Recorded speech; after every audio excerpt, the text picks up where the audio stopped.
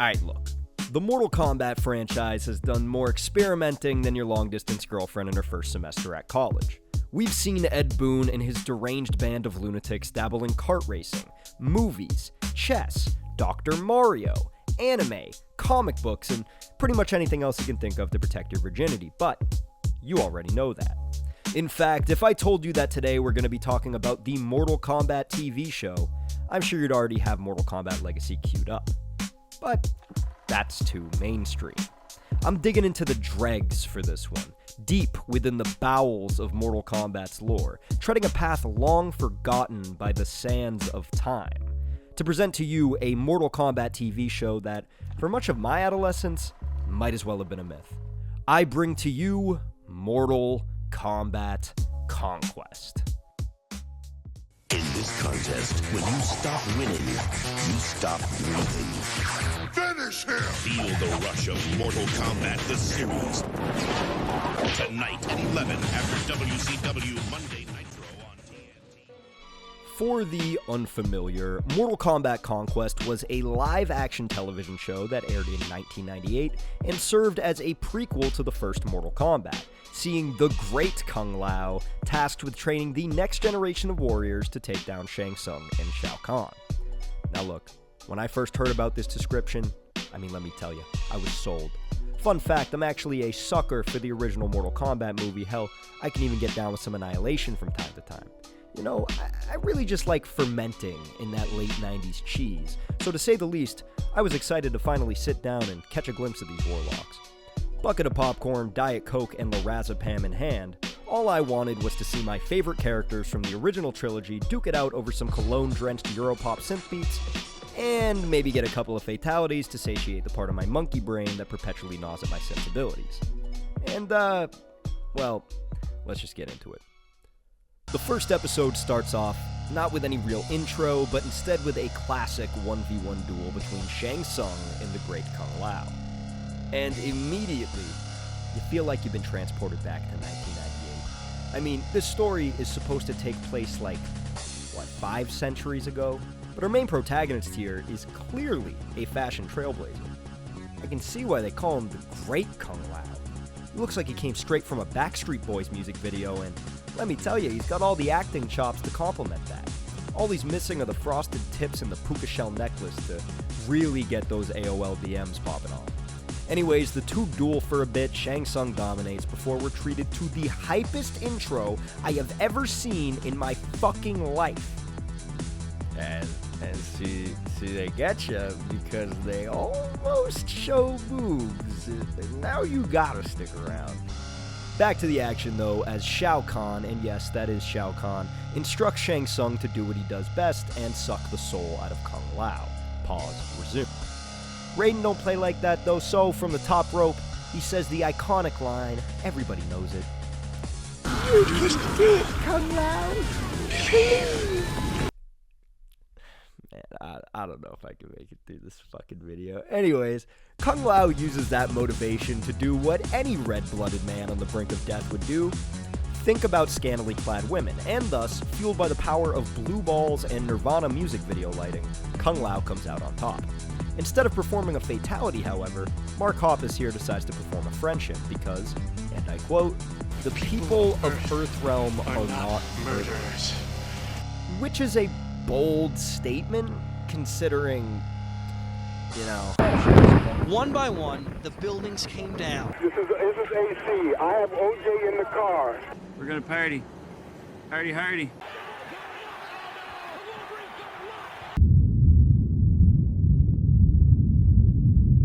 This defeat humiliates Shao Kahn, who sends Shang to the Shokan mines for eternal punishment. Kung Lao, on the other hand, is tasked by Raiden to train the next generation of fighters, because it, sort of appears that Outworld kinda mollywopped their forces. Kung Lao's all like, "Nah, no, but my super hot girlfriend, I don't want to be young forever, I just want my hot blonde, totally not Sonya Blade girlfriend," and thus, the stage is set for our adventure. Off grip, this show looks like one of those AI-generated slideshow things that, I'm seeing on TikTok all the time, like what if the Avengers was a 1990s action movie or whatever. You know what I'm talking about? Am I fucking schizophrenic? I don't know. That's the vibe I get, but the music fits absolutely perfectly. The music in this show is fucking electric. Like, you put this soundtrack over the perfume section of a Macy's, and I'll sit there huffing fumes all day, and normally I can only do that for like an hour. The plot line of responsibility versus girlfriend is also, it's a classic. It's a little cliche, but come on, I'm watching a Mortal Kombat TV show from 1998, so going in there expecting there not to be cliches would be like going to a Buffalo Wild Wings and expecting there not to be E. coli.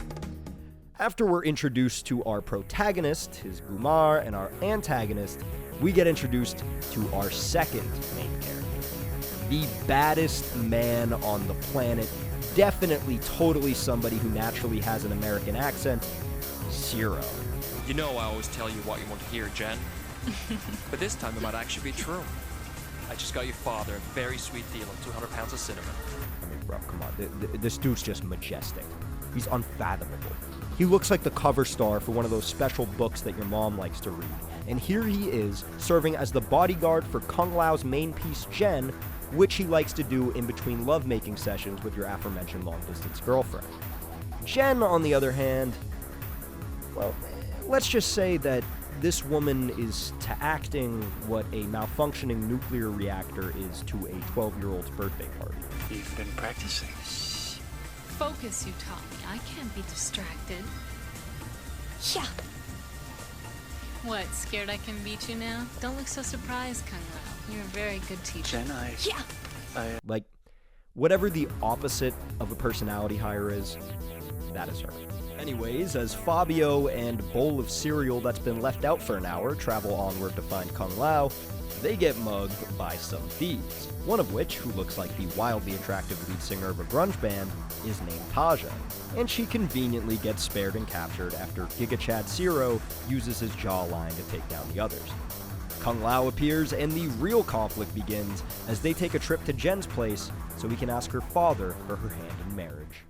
Her father, as it turns out, is the Baron of the city of Zhuzin, making him the second Baron of Zin that I've encountered in this lifetime.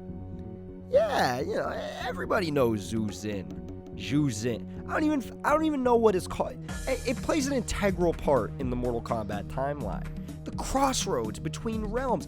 Everybody knows it. Everybody knows how to pronounce it. You got a fucking problem? You think you're smarter than me? You think you can pronounce Zhuzin? You think I care? You want to know more about this city? Look it up. Use Google. All right? I'm not getting into it with you. So anyways, Kung Lao goes up to the Baron and he's like, bro, look, I've been hooking up with your daughter for some time now. Let me tie the knot.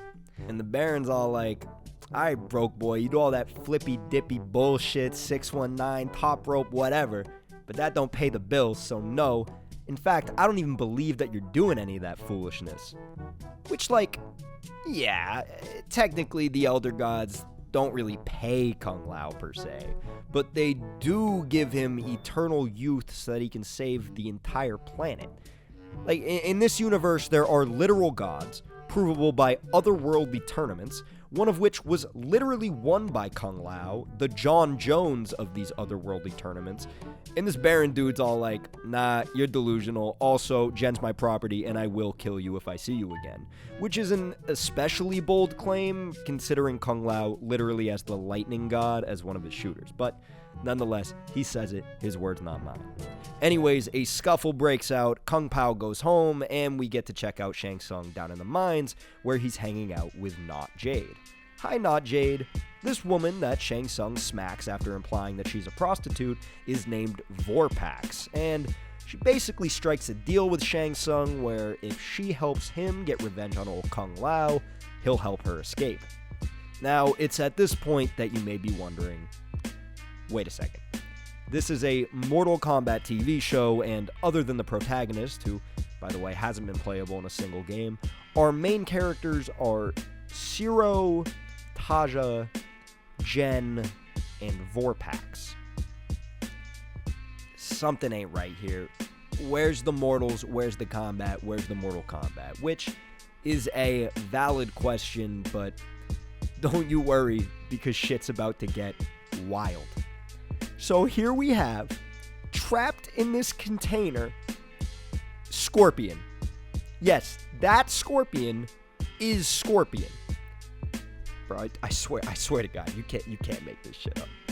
Yes, of course, our old pal Hanzo Hasashi, or maybe it's Kuai Lang, I don't fucking know, is trapped within the spirit of this Scorpion. With Vorpak's help, Shang sends the Scorpion to Zhu Zin to take revenge on Kung Lao. Bro, look at this. Dude, I can't do this. I can't do this. Dude, the CGI in this show is otherworldly.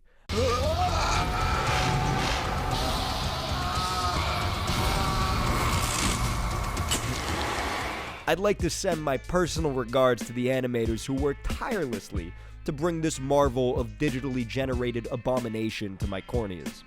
So, visual atrocities aside, Kung Lao tries to get his girl back and sneak into the trading post where the Baron lives. In his efforts, he's greeted by his old friend and rival, the Royal Guard, Takeda? Yeah, over 15 years before MKX, Takeda makes his official debut in Mortal Kombat. Dude, I'm not kidding, that's actually his name. And to make matters even more interesting, after he gets Bill Cosby'd, or Jeffrey Epstein, depending on your strain, the Scorpion magically teleports into Takeda, and now, much like how Takeda learns from Scorpion in the games, this Takeda magically becomes who I like to call Short King Scorpion. In the meantime, Kung Lao manages to actually get his girl back, and as they're making their miraculous escape, Short King Scorpion pulls up, says the lamest "get over here" I've ever heard in my life, "Get over here!" and the two start throwing hands. Cue an overly long fight scene where Kung Lao ends up getting captured because he has the attention span of a dog in a squirrel factory. After this, he is officially sentenced to death, while Zero, the royal bodyguard, is officially exiled. Takeda, you will be promoted to Zero's job as my personal consort. As soon as you banish this traitor from my trading post. You should not have ignored my warnings, Kung Lao. Look, hell of a first episode. Hell of a first episode. Way to end on a cliffhanger. I don't recognize a single fucking character not named Raiden or Shang Tsung, but I'll be damned if the CGI and the soundtrack alone didn't get me completely hooked. On the next Mortal Kombat Conquest, Kung Lao dies today. Earth's last fighter With him dies the future of all mankind. is about to meet his last chance. I feel his suffering, and it is wonderful. On the next Mortal Kombat Conquest. Saturday at 1 on WB 55. Episode 2 begins with our conveniently captured thief, everybody's favorite Mortal Kombat character, Kira. I mean Tasha. Who cares? They're the same person. Now, at this point, Kung Pao is in bondage, and not the fun kind, after being sentenced to death. Of course, though, there are definite perks to being best friends with the literal God of Thunder, so Raiden teleports into the trading post dungeon and convinces Tasha to aid in his escape before vanishing quicker than my hopes of ever getting laid again after making this video. Dressed as a beggar, he then finds the now exiled Zero and pulls the same trick. Now, I gotta say, Raiden is by far the most entertaining character in this show. It's like Jeff Meeks was signed on for a serious role, realized he was starring in the equivalent of a Lana Rhoades film with fighting instead of fondling, and then just decided to have fun with it. Takeda, on the other hand, has all the charisma of a wooden spatula in just about every scene he's in. I mean, the dude's literally Cole Young before Cole Young, including here, where he escorts the Great One to his beheading. Now, of course, as is only right, before beheading this highly dangerous, highly skilled combatant, the Baron gives him 5 uninterrupted minutes to pray before being executed. I know that you're a spiritual man, so I will grant you 5 minutes to pray. You're too kind. Inevitably, during this whole, what I can only assume is 5 minutes of incredibly awkward silence, Taja escapes and Raiden's plan comes to fruition as two girls weighing in at a combined weight of eat a burger take down 3 armed guards and the Baron of a city to save Kung Lao. Look, if by this point you couldn't tell, this show is extraordinarily tame for Mortal Kombat. Fight scenes go on forever, and they're not nearly as cool as the creators think they are, considering, again, there's zero violence. And look, I get it, you know, it's a martial arts TV show, but I've seen Drunken Master with Jackie Chan. I know that fight scenes without violence can still be wildly entertaining with enough clever choreography.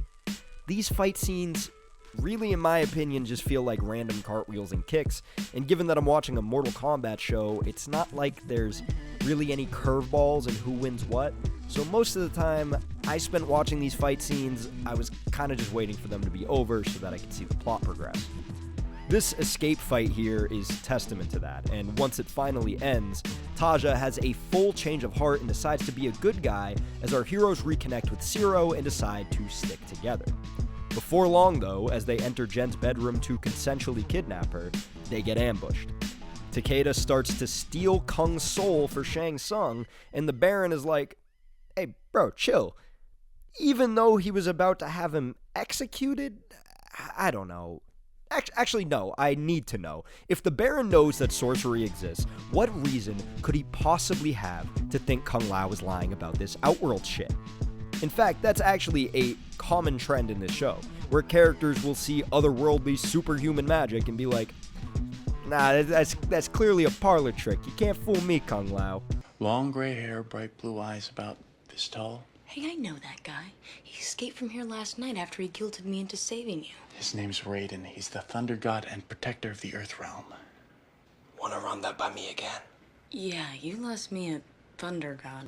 It's like how in Christmas movies, the parents never believe in Santa Claus, but then gifts just magically appear under their tree every year. Like, do they just think every December 25th, the world's friendliest home intruder just decides to pay him a visit? It makes no sense. And this show kind of follows the same logic. Either way, no time to think about that, because as the Baron gets skewered in the conflict, he tells Kung Lao to save his daughter, who has since been captured by Takeda. Bit of a quick change-up from the man, but hey, you'll love to see it. Our ragtag group of heroes can't find Takeda, so Raiden's basically like, "Look, bro, I'll help you get your bitch back, but first, you gotta commit to being Earthrealm's champion. It's totally the only way. You'll never beat Takeda otherwise, and no, this isn't propaganda. Trust me, I'm Raiden. Look at me, I shoot lightning and shit." Kung Lao's like, and then decides to check the temple on his own, where Takeda's transformation into Noel Miller Scorpion has fully become complete, and he's transferred his Scorpion powers to the monks? Alright, stop. I got a plethora of questions. First of all, where did Takeda find these clothes? Does the temple just keep a spirit Halloween ninja outfit around in case Shang Tsung decides to send an ancient warrior to do his bidding? Does the Scorpion power spread? Like, is this the mononucleosis of ancient powers? You kiss Takeda and boom, now you're also Scorpion? Why didn't he just spread his powers to the people in the trading post? Does the Scorpion venereal disease ever wear off, or are these people permanently scorped? How does any of this work? Why does this show exist?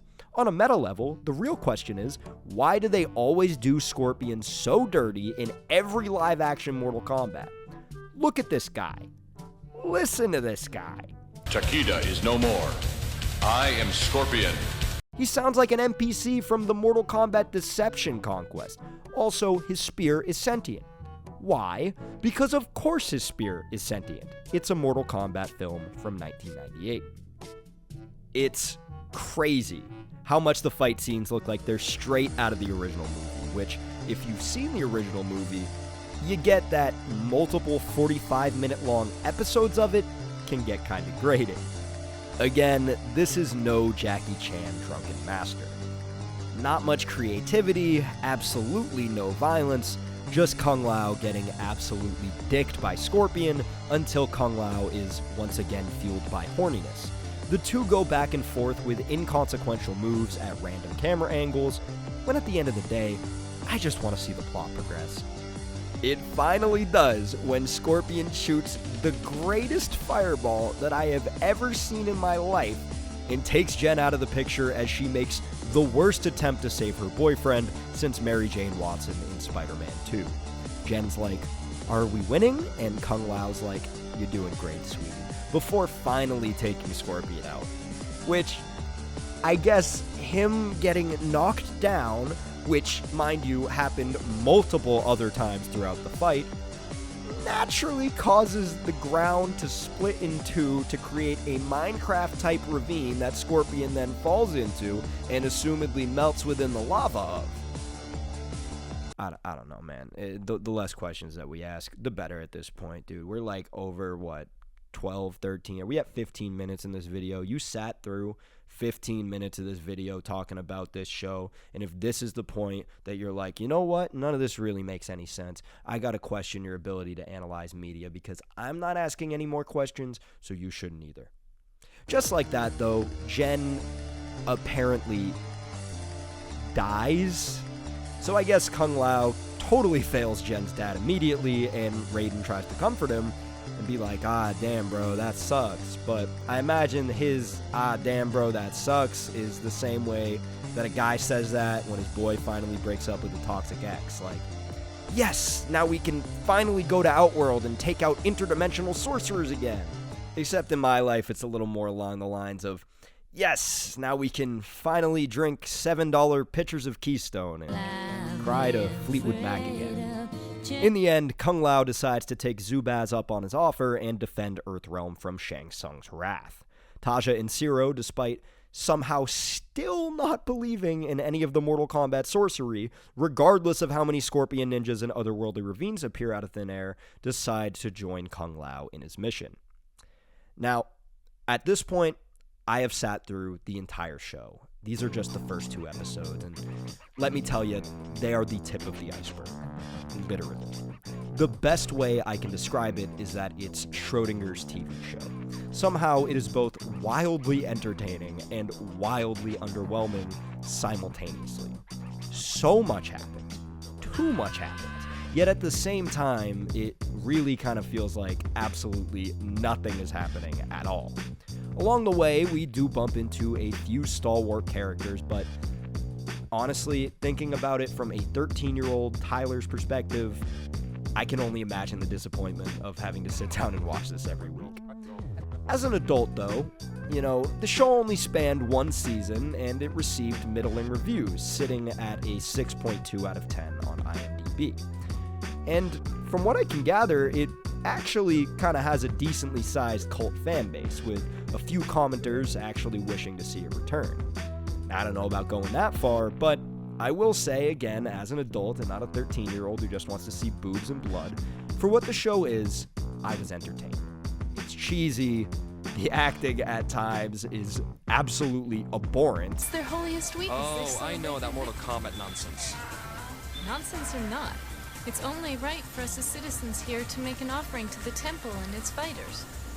And the storyline is what you'd expect, but again, look, I got some enjoyment and definitely a decent bit of entertainment out of it.